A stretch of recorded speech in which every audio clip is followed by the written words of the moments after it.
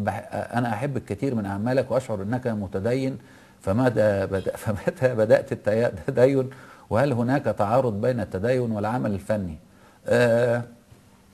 أنا مش عاوز أقول أن أنا متدين، يعني لأن التدين ده محدش المفروض يقول على حد متدين ولا يقول على حد كافر ولا يقول على حد أي حاجة. أنا لما حسيت أن، بصراحة يعني وبقولها علني، أنا لما حسيت أن الدين الإسلامي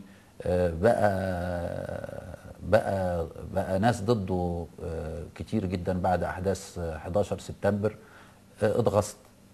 وبعت رسالة بتهيألي لل لل للأمريكا حتى. في حاجة كده سايت كان توصل على طول للوايت هاوس.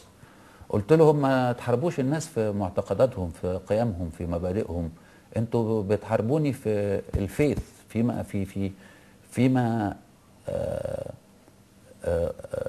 مش اصدق، ولكن في حاجه في صميم نفسي، العقيده بتاعتي.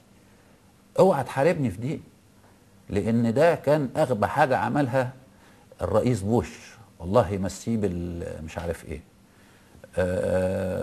ابتديت اقرا في الدين علشان اعرف اتناقش مع الناس، اعرف ادافع عن ديني. وبعد كده تطورت شويه بشويه، وابتديت اصلي الحمد لله، ورحت حجيت، و... لان انا الحمد لله ما بعملش حاجه غلط في رايي، وده اللي كان ناقصني فابتديته.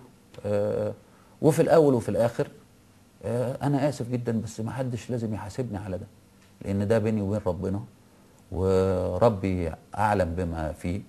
وانا ما اقدرش اقول حاجه، ولا اي حد يقدر يقول حاجه على حد، لان ربنا بيقول لنا ان احنا مش هنهدي اللي احنا بنحبهم، ولكن ربنا هو اللي بيهدي اللي هو عاوزه.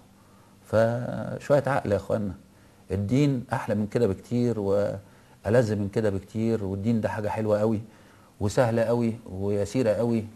والنبي عليه الصلاه والسلام كان على طول بيقول يسر يسر يسر.